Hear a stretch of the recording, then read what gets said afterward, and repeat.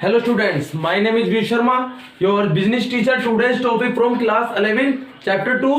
Topic है memorandum of association and article of association कि memorandum of association और article of association यानी कि एमओए और एओए क्या होता है. These are the two types of document which issued by company. Company के द्वारा ये डॉक्यूमेंट इश्यूड किए जाते हैं कंपनी के रूल्स रेगुलेशन ऑब्जेक्टिव्स लिखने के लिए. ये दोनों इंपॉर्टेंट डॉक्यूमेंट है कंपनी के लिए. क्लियर है. तो मैं आपको ये बताऊंगा एमओए और एओए होता क्या है. मैं इनका डिफरेंस करके बता रहा हूं आपको और आप इनकी डेफिनेशन भी सिंगल रूप इस तरीके से बना सकते हो कि एमओए और एओए है क्या.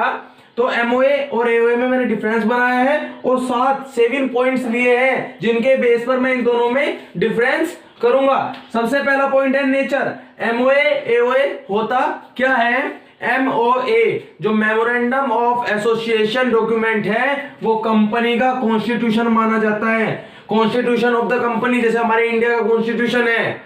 क्लियर है. और एओए जो ये आर्टिकल ऑफ एसोसिएशन है इसको by law of the company का बाय लॉ माना जाता है. यानी कि एक पर्टिकुलर बुक होती है जिसमें कंपनी के बारे के कंपनी के रूल्स रेगुलेशन लिखे होते हैं और कॉन्स्टिट्यूशन में बहुत सारी चीजें लिखी होती है. यानी कॉन्स्टिट्यूशन से पता चलता है एमओए परमानेंट है और एओए चेंज भी हो सकता है. क्लियर है. नेक्स्ट पॉइंट आता है स्कोप. स्कोप का मतलब क्या है. एमओए के अंदर क्या क्या चीज मिलेगी हमें. एमओए के अंदर पावर और ऑब्जेक्टिव्स यानी कि जो पावर है यानी कि टॉप लेवल की क्या पावर है, मिडिल लेवल की क्या पावर है, डायरेक्टर की क्या पावर है, मैनेजर की क्या पावर है, डिसीजन लेने की जो पावर है वो क्या क्या लिखी हुई है सब चीज कॉन्स्टिट्यूशन में लिखा होता है. क्लियर है. नेक्स्ट आती है बात ऑब्जेक्टिव की. क्या क्या टारगेट है, किस व्यक्ति को क्या काम दिया गया है, ये सब चीजें किसमें लिखी होगी कॉन्स्टिट्यूशन ऑफ द कंपनी में. क्लियर है. बाय लॉ के अंदर क्या स्कोप है इसका. रूल्स और रेगुलेशंस. जितने भी रूल्स और रेगुलेशन होते हैं कंपनी के अंदर जो फॉलो कराए जाते हैं डिसिप्लिन को फॉलो कराने के लिए उन रूल्स रेगुलेशन को कहां पे लिखते हैं उनको बाय लॉ बोलते हैं कंपनी का. यानी कि एओए में आर्टिकल्स ऑफ एसोसिएशन में क्या मिलेगा रूल्स और रेगुलेशन और एमओए में क्या मिलेगी पावर और ऑब्जेक्टिव. नेक्स्ट आता है स्टेटस. एमओए और एओए का स्टेटस क्या है. एमओए का स्टेटस क्या है. फंडामेंटल एक मौलिक डॉक्यूमेंट है, मौलिक पत्र है पर होना जरूरी है. फंडामेंटल डॉक्यूमेंट है एमओए. एओए क्या है सप्लीमेंट्री डॉक्यूमेंट. हो भी सकता है नहीं भी हो सकता, सप्लीमेंट्री है. क्लियर है. नेक्स्ट बात आती है लीगल इफेक्ट. इसका लीगल इफेक्ट क्या है. इसका लीगल इफेक्ट वॉइड है, परमानेंट है, फिक्स है और इसका रेटिफाइड है जिसको हम चेंज कर सकते हैं. क्लियर है. नेक्स्ट बात आती है कंपल्सन. कंपल्सन का मतलब क्या है. कंपनी के लिए कौन सा जरूरी है. MOA memorandum of association companies के लिए कंपलसरी है, इसको मेंटेन करना जरूरी है.